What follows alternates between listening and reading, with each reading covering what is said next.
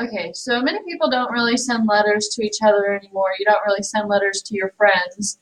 That's what emailing and text messaging is for. But to be honest, I actually had to look up some things on how to correctly correctly address an envelope because I honestly didn't even know, and I actually got it. I looked up online and I got it. I learned how to do it from a elementary website. um, Today I'm going to tell you why it is important to know how, the materials you need, and how to do it. Um, my first point is why it's important. It's important to know because most of us are juniors or seniors. When you're a senior, you send out grad invites and stuff, and of course, like after you send out grad invites, people come to your graduation party, you send them thank you invites. Um, Maybe when you're older, you're going to send out, if you have kids and stuff, you're going to send out birthday invitations, and also probably thank you letters.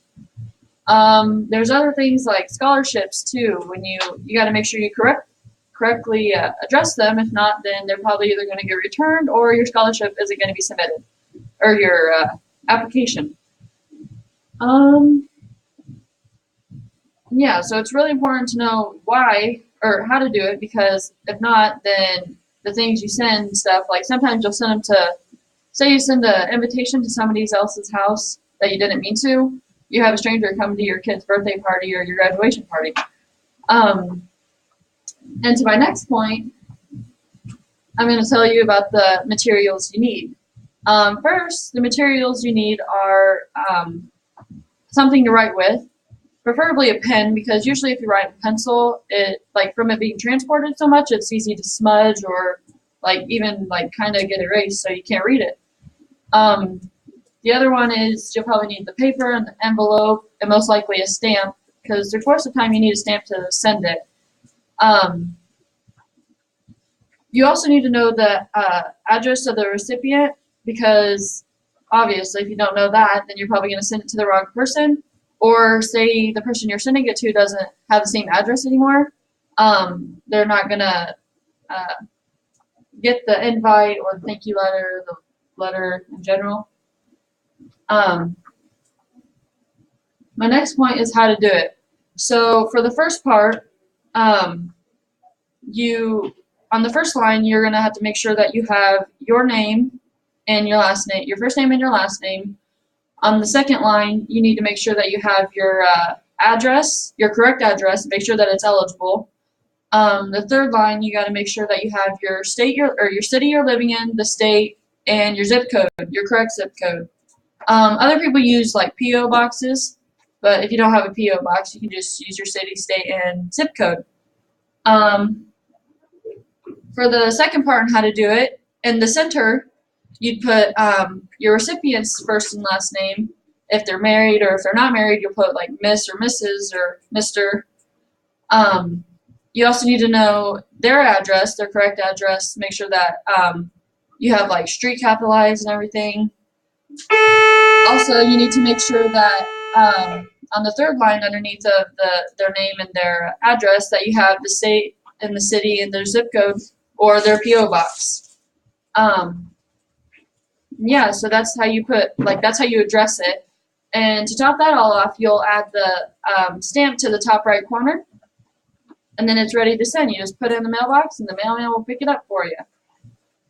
So then on this slide, I'm going to show you, I'm going to demonstrate how to address it.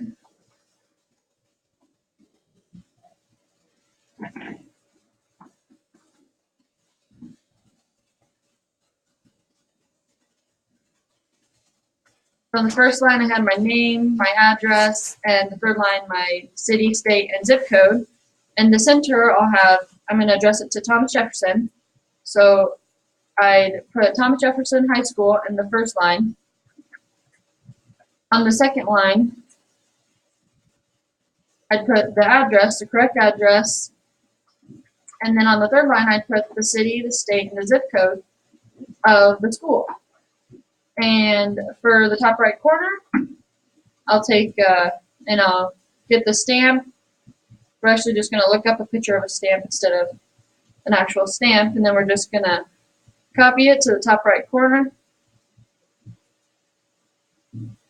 And that's how you correctly address an envelope. So my recap today, my first point is why it's very important to know how, so you're not sending it to somebody else.